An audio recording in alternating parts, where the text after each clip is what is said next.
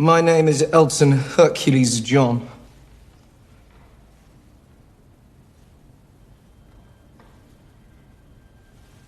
And I'm an alcoholic. And a cocaine addict. And a sex addict. And a bulimic. Also a shopaholic who has problems with weed, prescription drugs, and anger management.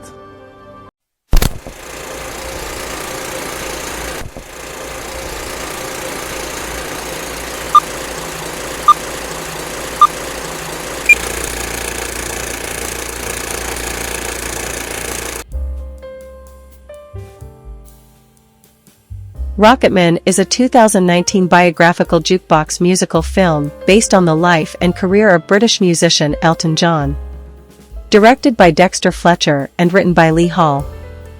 The film tells the story of John in his early days in England as a prodigy at the Royal Academy of Music through his musical partnership with Bernie Taupin, told through his music, and is titled after John's 1972 song Rocketman. The film starts with superstar rocker Elton Hercules John walking into a room while wearing a gaudy orange devil-type outfit like he's about to perform. It turns out he is really attending a group meeting for addicts.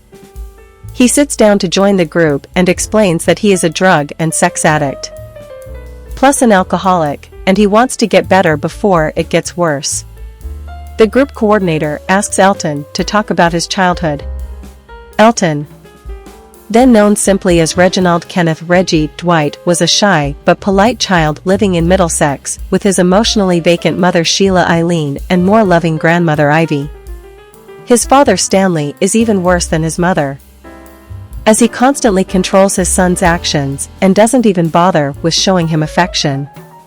Reggie then starts to take an interest in music, and so Sheila and Ivy sign him up for piano lessons.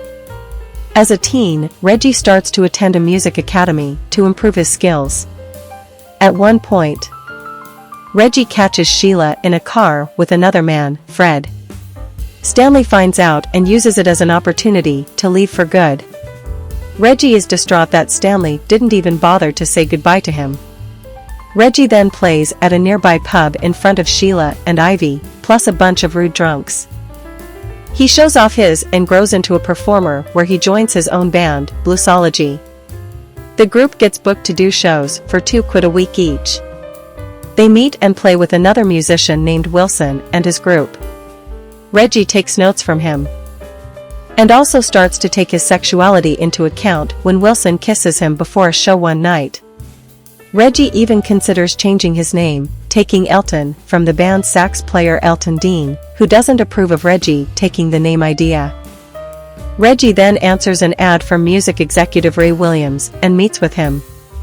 He plays a bit of the piano for him and impresses Ray, and when he asks his name, Reggie officially calls himself Elton John, taking John from a picture of the Beatles. Ray's boss Dick James comes in and orders Ray out of his office. Before Elton leaves, Ray gives him a folder with written songs in it and tells him to look them over. Elton contacts the song's writer, Bernie Taupin. The two meet for the first time in a restaurant where they express a shared love for music by singing Streets of Laredo.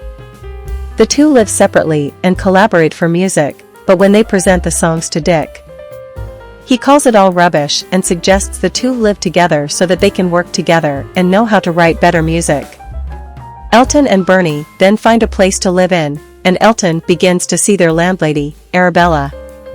However, Wilson and his bandmates know Elton is actually gay. He asks Bernie if he would have a problem with that, and Bernie sincerely tells him he has no problem with it. Unfortunately, when Arabella finds out, she kicks both men out, forcing them to go back and live with Sheila. Elton and Bernie start to create music that Dick loves, and he books them shows in America at the Troubadour. They travel with Ray and meet the club's manager, Doug Weston.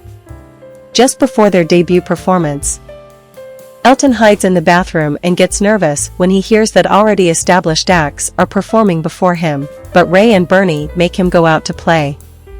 Elton gets behind the piano and starts to play Crocodile Rock, which the whole audience loves and joins him on stage to dance to. Later, the guys attend a party at Mama Cass's where Elton meets music producer John Reid. He liked what he heard from Elton, but also appears to have more than a musical interest in him. The two go to a room where they have sex. Upon returning to the UK, Elton and Bernie part ways with a dismayed Dick and Ray to start working for Reid. He helps build Elton's career and helps him skyrocket to superstar status. Meanwhile, Elton continues to struggle with personal problems. He pays Stanley a visit in his new home and sees that he has two young sons that he seems to care for more than he ever did with Elton. Stanley shows Elton that he has a record of his and asks if he could sign it, but rather for a co-worker of his instead of himself. As Elton leaves Stanley for the last time, he sees the man pick up one of his sons affectionately, bringing Elton to tears. In the present day, as he recounts this, he becomes angered and throws his chair, and also starts to gradually shed his outfit. Elton is seen recording "Don't Go Breaking My Heart" with Kiki D, but he has them take a quick break so that he and Reid can have sex in a nearby room. On their way to a show, Elton orders the driver to stop a car so he can run to a phone booth and call Sheila to come out to her. She says she has always known and doesn't really care about it, but she tells her son that he is choosing to be alone forever.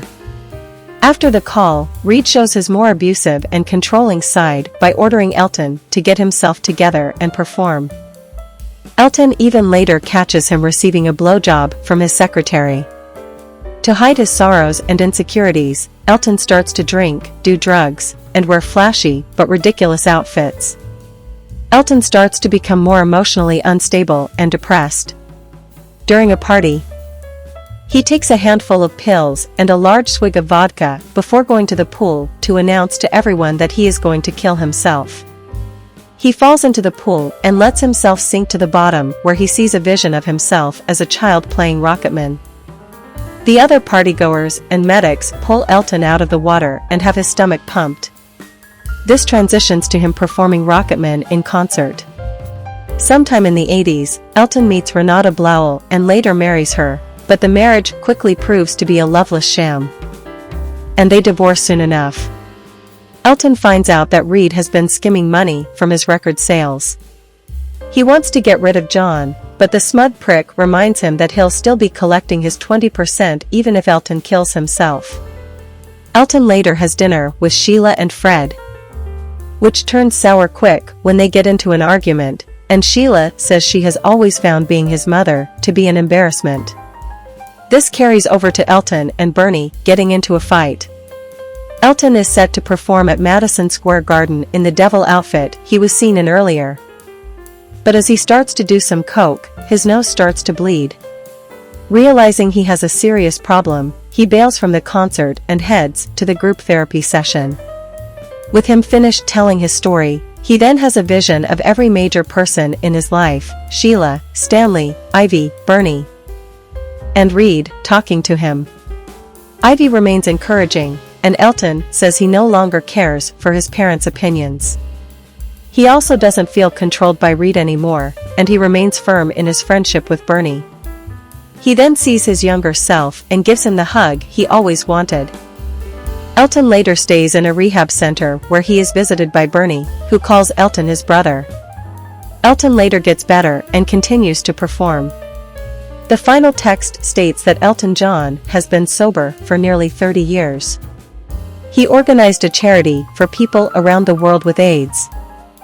And he has found love for the last 25 years with David Furnish.